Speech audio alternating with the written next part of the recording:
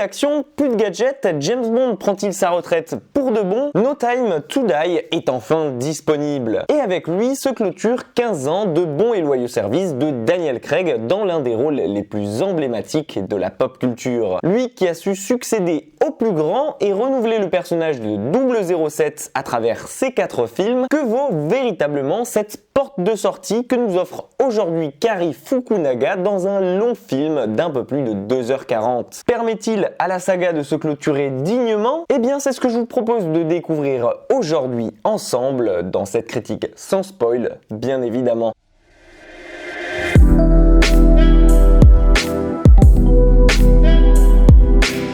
Si vous êtes coutumier des derniers James Bond, eh bien vous ne serez pas surpris de savoir que celui-ci est étroitement lié au précédent. Là où ce dernier se terminait sur l'arrestation du Blofeld sur le pont de Londres, ce qui marquait pour notre agent la fin du projet Spectre et une bonne raison de pouvoir enfin raccrocher. Mais malheureusement pour lui, le repos va être de courte durée car le monde a encore besoin de ses services. 5 ans après donc être parti à la retraite et perdu son numéro emblématique, nous retrouvons ici un James Bond un poil rouillé et qui profite pour la première fois de sa vie de sa liberté, loin du combat et des armes, mais qui va être forcé de reprendre du service afin d'aider le MI6 qui semble en grande difficulté. En effet, une arme biochimique dévastatrice a été créée dans le plus grand des secrets et a été dérobée, et tout ça semble avoir un lien étroit avec l'organisme Spectre dont James Bond pensait s'être débarrassé une fois pour toutes. Et cette dernière, bien particulière, permettrait à quiconque la maîtrise de cibler l'ADN des personnes à attaquer, ce qui la rendrait surpuissante mais surtout indétectable. Bref, quiconque l'utilise deviendrait ainsi le roi du monde. Toutefois, ce que Bond ignore, c'est que la piste qu'il va suivre va le mener étroitement vers le passé de sa femme Madeleine Swann, dont il pensait tout connaître. Et la première chose qui frappe dans ce Mourir peut attendre et que j'ai tout de suite remarqué, c'est qu'il se démarque directement des autres épisodes de cette saga. Là où les James Bond de Daniel Craig étaient rapides dans l'évolution et l'action constante et qu'il fallait toujours suivre pour comprendre ce qu'il se passe, ici on sent que Fukunaga a pris à contre-pied ce que faisait Sam Mendes pour prendre le temps de poser les bases et l'histoire de ce qui marquera la dernière apparition de Daniel Craig dans le rôle emblématique. Bref, ça change beaucoup donc niveau action et cascade qui seront un peu moins présentes pour coller plus à l'image d'un Bond à la retraite. Et personnellement, si j'ai au départ trouvé que c'était un mal, c'est peut-être un bien pour la saga. Si d'une part ça donne un côté un peu plus lent et plus long au film, ce qui se confirme d'ailleurs avec sa durée longue de 2h40 qui en fait le James Bond le plus long de tous les temps, et bien d'autre part ça permet d'apprécier encore plus le personnage de James Bond et son évolution à travers le temps, tout comme pour les autres personnages qui vont intervenir dans ce dernier et à qui on devra faire nos adieux. Et bien évidemment, dans le dernier opus de la saga pour Daniel Craig, il fallait marquer le coup et se démarquer des précédents opus.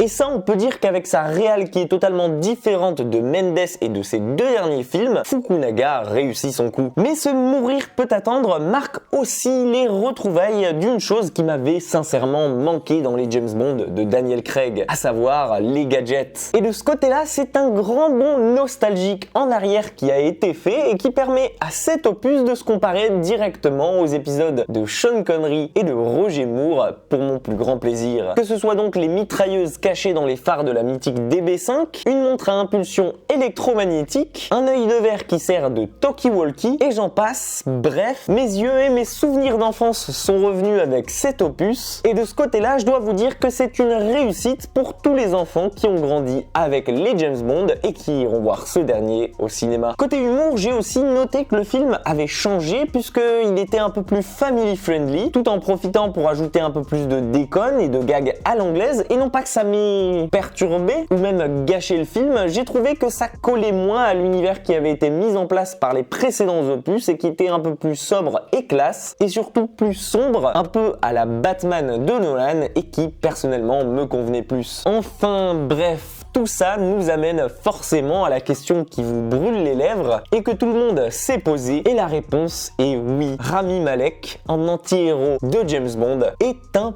pur régal à mes yeux. Autant de par son jeu d'acteur qu'il dégage, que par ce qu'il propose, ou même de par son personnage, sa construction, ses manières, son masque, ou bien encore son faciès. Tout est fait ici pour que dans l'intervalle où vous allez le rencontrer au début du film et le moment où vous allez le quitter à la toute fin, vous vous mettiez à le détester autant, voire même plus que Mads Mikkelsen, Mathieu Amalric, Javier Bardem ou même encore Christopher Waltz. Et ça, pour faire pire que Christopher Waltz, c'est chaud. Bref, vous l'aurez compris, ce No Time to Die a une saveur bien particulière. Et il est évident qu'il arrivera à prendre de court la plupart des gens qui vont aller le voir en espérant y voir un James Bond traditionnel, rempli d'actions et de scènes incroyablement spectaculaires et qui pétarade de tous les côtés tout le temps. Ce dernier opus arrivera donc sans grand mal à clôturer cette saga et surtout à se démarquer des précédents, d'une part grâce à sa réalisation et à son nouveau format, et d'autre part grâce à la place plus importante qu'il offre aux James Bond Girls qui ne font plus juste ici de la figuration. Il marque aussi le retour tant espéré des gadgets et nul doute que son humour family friendly saura trouver son public, même si je n'étais pas visé ici. Bref, on peut dire sur ce point que Mourir peut attendre ne fait rien comme personne. Et je trouve que c'est un bon point qu'il se différencie